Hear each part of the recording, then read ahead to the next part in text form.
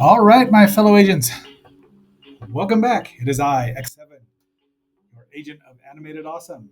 And while this might not be as awesome as the last series, it's fun. It's a Filmation cartoon from 1975, and it's The Secret Lives or The Adventures of Waldo Kitty, starring this fine looking fellow right here, an orange and white tabby. And you know how I feel about ginger cats, even if he's not a full ginger like my TJ was. So, having said all that, please like, share, subscribe, leave a comment. Please leave a comment. Let me know what you think about Filmation's output in the mid 70s. It had started getting better. I mean, Star Trek, when they did that, really kicked into gear. They were still doing, the even more limited animation than Hanna-Barbera, but they were in second place. But by the time the mid 70s rolled, 78, as you saw with the Space Sentinels, which we did, seems like 2 years ago, they'd really kicked it up a notch. And with Tarzan and, well, as we'll talk about, they're really doing a great job. Having said that, let's get ready to pounce on these 3 episodes.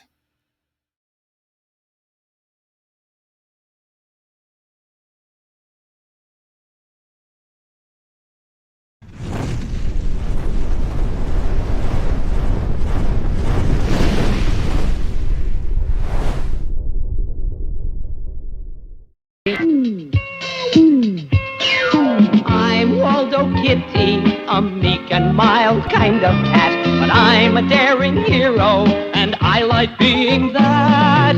When I see a friend in need, I want to be a friend indeed. I just pretend, and suddenly I'm anyone I want to be, a courageous kind of cat.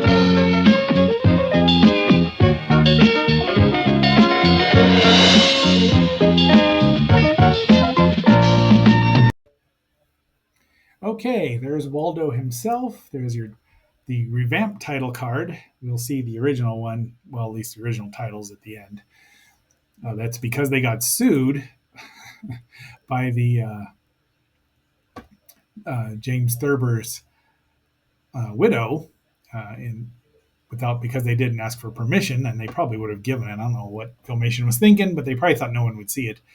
So then they just series was retitled The Adventures of Waldo Kitty instead of The Secret Lives of Waldo Kitty. Now, I was about 10 years old, 10 and a half maybe. It first aired September 6, 1975, and we were excited because we knew that, while it was probably going to be funny because they were cat versions of some of our favorite heroes, that at least we'd get to see our favorite heroes in a version of them on Earth C, I would assume. Earth CAT, right? CAT 75. That's what we'll call it. However, I have not seen this probably in 50 years. This is the 50th anniversary of Waldo Kitty, so it works. Anyway, the voices are done by Howard Morris, who does all of Waldo Kitty, including him being a wuss, or his real voice.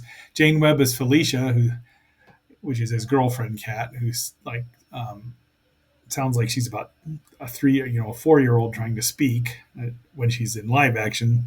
And then they do various parodies of the actresses, or of different actresses. And then Alvin Melvin is Tyrone, the evil English bulldog. So, but he always gets his comeuppance, and you kind of feel sorry for that live action. Anyway, those are the 3 voices, and they do all of them. I'm sure they do all of them. But anyway, our first episode is Catman. Tyrone has got the little budgie Sparrow. He's yellow. He's a parakeet, but he's called Sparrow because, well, Waldo's yellow, and he's not called Chicken, but something like that. The jokes are kind of, they're gearing this. They think it's good enough for 5-year-olds, and that's all and the voices they do are, they must have thought someone else might be listening. So Felicia badgers Waldo into doing something to save Sparrow, who gets away, and now Felicia's in trouble, and this is how you tell he's going into his daydream. See, Felicia's in trouble, and then suddenly she's up there, captured, and being held hostage by the Jester. So obviously, Catman is a parody of Batman, which, the 60s series, which is just ridiculous. So Catman has to rescue her and also foil the Jester scheme. There's his three henchmen. The little one sounds like Peter Lorre. The others are two rather nondescript. And that's our problem. That's the Jester's. What he's up to is sealing all the giant flea collars. There is Catman's house, and I forget what he was called, and his sidekick Sparrow. And he's got all this, and yeah. So let's listen to. We're going to do a little bit of a test here to see how much we can get away with. They let me get away with a lot for Filmation with the Space Sentinels, and I would think this one's is a lot more obscure. Well, Bird Wonder, it's time Catman and Sparrow swung into action. To the Cataliva, whatever that may be.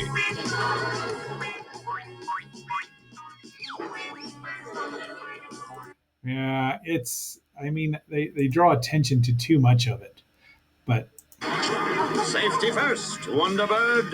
Even in the pursuit of justice, activate the cat door. So yeah, so off they go. They crash through the cat door. The Catmobile, which looks a lot like Catwoman's car from the live-action one, except pink, has a lot of gadgets. It does the Speed Racer fly, sort of. I mean, it's not bad. This does really remind me of Courageous Cat and Minute Mouse, except that it is funnier than Courageous Cat and Minute Mouse, but not as exciting because those were only 5-minute episodes. But he's a square, and that's all right. And so is Sparrow. Let's see. I'm trying to find some. Oh man, it takes a while for these to get going.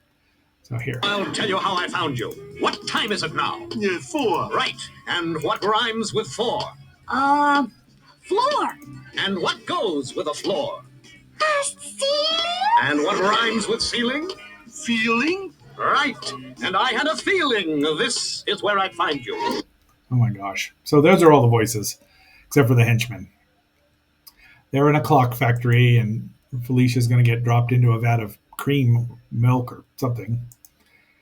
And this is our only action in the show, is where Sparrow hits the Jester in the bottom with a trout, which is kind of doing something for 1975.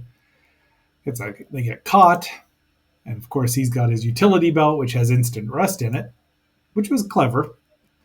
I mean, if they'd have played it straight the way that the Adam West show was, it could have been funnier. But they tried to say, yeah, we're in on the joke too. The 66 Batman series never told the audience we're in on the joke. They all played it completely straight, which just made it funnier once you get to be an adult. The cuckoo clock tries to bash him. He's got a ray that alligators come out of. All kinds of things go on, and he rescues Felicia. I mean, it's just not very exciting. I wish I could say it was more exciting. It's not. But some of the visuals are good, and the animation's pretty well done. I mean, it's pretty simple, but it's not, the backgrounds are this interesting shade. And he tries to get away, but he captures him with a collar. So, the end. Cartel crushed by Cat. See, they're close. They just didn't quite grasp what the 66 series was about. And there was a villain Catman in DC, and there was Holyoke Catman and Kitten, who were heroes. I think they would have been more saved by having Felicia be the kitten and having to rescue the Sparrow instead of having Sparrow be such an obvious Robin thing. So now we return to live action. Waldo gets Tyrone to chase him and gets away. And that's it. So now we're at Catzan of the Apes. We're probably not going to get too much actual dialogue from there until I find out how it goes. You what? What am I doing? You little pipsqueak. What? So all bulldogs are named Tyrone. It seems like, and a lot of them are evil. Though there's been some of the good and noble amongst them. But he's kind of cute in that ugly macroencephalic bulldog way. But the cats are gorgeous. Felicia is this long-haired Persian or something, completely white, probably also deaf, but that's just how cats go. So Catzan of the Apes, September 13th, 1975. Now we watched like the first 5 or 7 of these, and there are only 13, so they got reproduced. I'm sure they got replayed for 4 times in case you missed any. It was aired. What time was it aired? It was on NBC, so it wouldn't have been aired on, I think, that second season of Land of the Lost, which would have had our attention, but it doesn't say what time. But yeah, he's just, the animals are pretty well trained, climbing and doing what they're supposed to do, and they run up to each other, so they're obviously friends. So if you notice, the 5 heroes here are 4 of them are properties that Filmation had done: Star Trek, Batman, Tarzan, and the Lone Ranger. And then Robin Hood was of course, public domain by that time, since he'd been around since, I don't know, the 17th century at least. But we'll figure that out when we get to Robin Kitty, or whatever he's supposed to be, Robin Cat. But here we've got Catzan of the Apes. There's no introduction. They just figure everyone, even kids, knew who Tarzan was, which is good. They knew who Batman was. They don't even bother with origin stories. But Jodbalja has Felicia, or Lady Vane, and she's done with a Zsa Zsa Gabor voice, so that didn't get old. This got old. Every time Catzan yells, everybody shakes and has to cover things. I'm pretty sure he smacks into a tree, but I mean, everyone knew who. Even at this time, George of the Jungle was still in syndication, but I couldn't resist. So he just runs. So I don't know if that's Jodbalja, the golden lion, Tarzan's golden lion friend, but there's Tyrone, and he's stealing animals to take somewhere. Now it says that he's going to utilize space for construction in the jungle, which I didn't quite see, but there's his henchman that he runs smack into. Yeah. His aside here is, yeah, she's really vain. I think that's supposed to be, Cheetah, but who knows? They used Nakima in the Filmation cartoon, which was accurate, at least. There's another yell. So he's just grabbing animals and throwing them into a giant bag. Yep, there's his Peter Lorre voice, and he's doing Sidney Greenstreet from The Maltese Falcon and, of course, Casablanca. And he's doing it really well, so excellent. It's an excellent voice imitation. I mean, I didn't know it at the time, but any adult that saw it would have said, hey, that's pretty clever. Catzan, of course, is the African king, as opposed to the African queen. Oh, are these frogs? Maybe Agent Frog will have a lucky shout out here. Tarzan yells again. There's like 5 of these yells, and it gets old in a hurry. It's not funny after the first time. He does the old swimming thing with the crocodiles on his tail, because they're crocodiles, of course. They're not frogs. Sorry, frog. His henchman starts going into the origin of Catzan, and it's right down to his parents were, on their way somewhere. They got marooned off of Africa. He grew up by himself. And Tyrone gets tired of him and puts a bucket over his head. I mean, he's pretty strong, which, of course, Tarzan was. And the snake is called Hista, and I misspelled it, but I got it right there. And that's right from Tarzan, Hista the snake. And I guess there's a recent series of Tarzan cartoon series where Hista was one of the villains and was red. So go figure.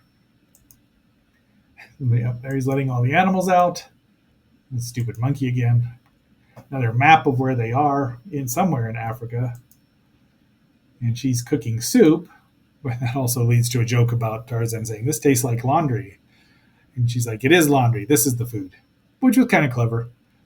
And Catzan's smart. He gets by this and catches them. See, they fall into their own trap. So he's not a stupid hero, which is nice to see.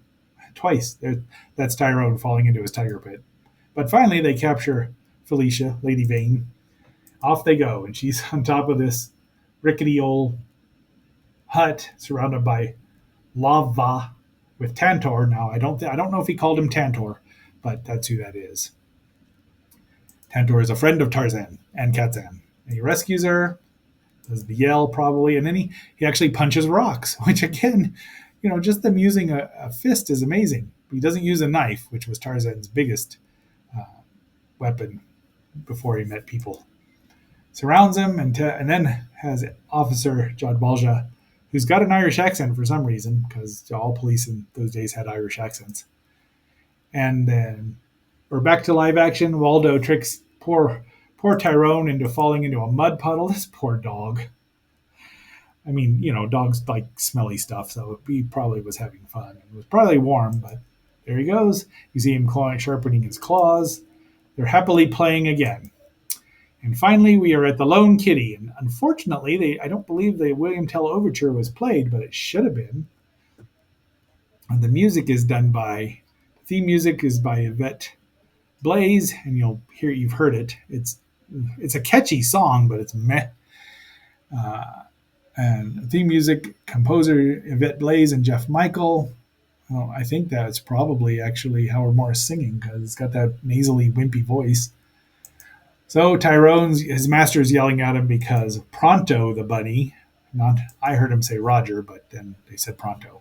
So I had to correct that. Pronto the bunny, who's a cute little bun there, racing around and eating his carrots, which, as we know, in real life, bunnies don't eat carrots. They eat grass and dandelions, so they're good for you. Tries to drown him. Waldo saves the day by imagining him. He's got to stop Tombstone Tyrone and his gang. Now this episode, and there's Pronto, his sidekick, because he's the Lone Kitty. There's the townsfolk with Felicia there, and the sheriff, who's useless. More townsfolk, all animals. There's no people here. He uses a whip, and I really should have had whip it. Whip it real good.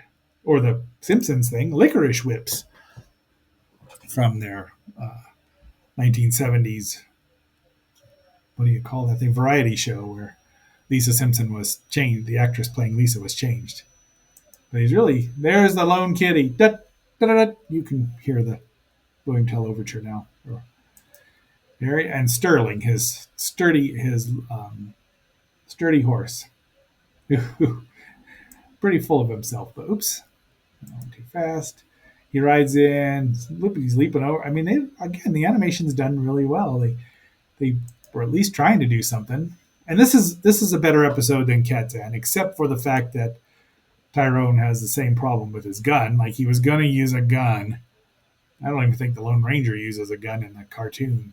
I'm going to have to get that, because I like that. I mean, it was good. I'm a big Lone Ranger fan, except for the movie versions, except for the first two. We've already reviewed one of the movies. But off he goes. He's rustling cattle.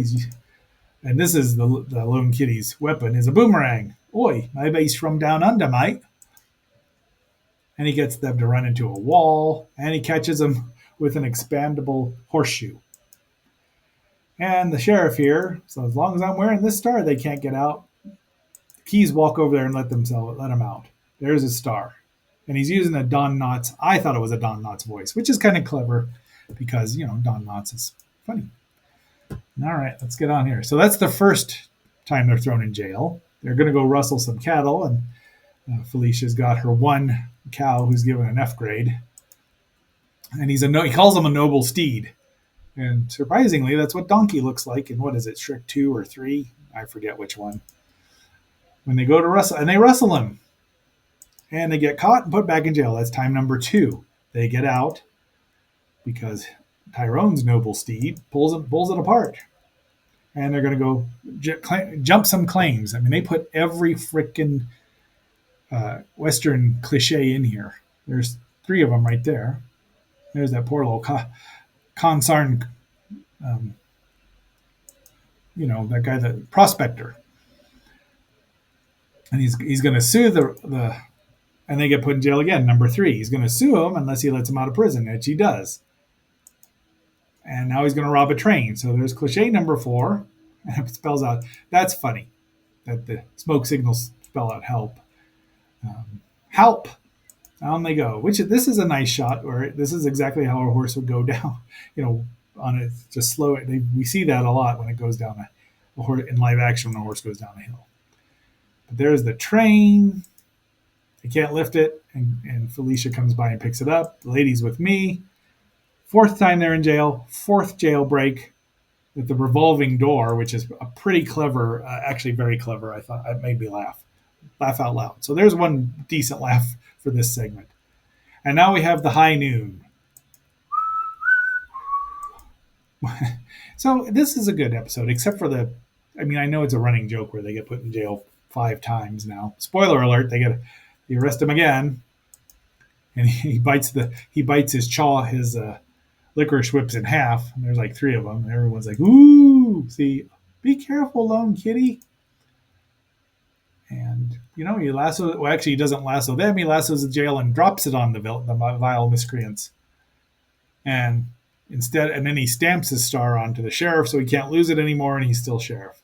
And off he goes. Ho hey, hi ho hey, something. Oh hi, oh yeah, I don't know what he says. Sterling, away! And Kitty goes on this long monologue about who the lone kitty is. Should have played some of that. So off he goes, and he yells out, calls for Sterling, and befuddles Tyrone completely. This was funny. This made me laugh again. But you can see that the cats and dogs don't hate each other or anything. And Tyrone sprays his owner. The bun is from, obviously content and not threatened by these cats at all. He's a good sized bun too.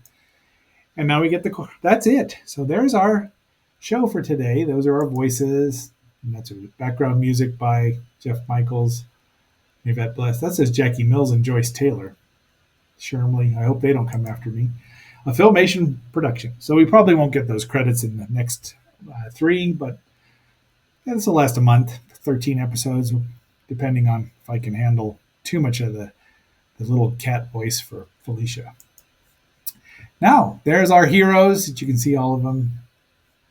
And we'll see Captain Herc there in the next one, and probably Robin Cat and maybe Catman again next week. So, having said all that, I hope you've enjoyed. Let me know. Leave me a comment. Talk to me about Waldo Kitty.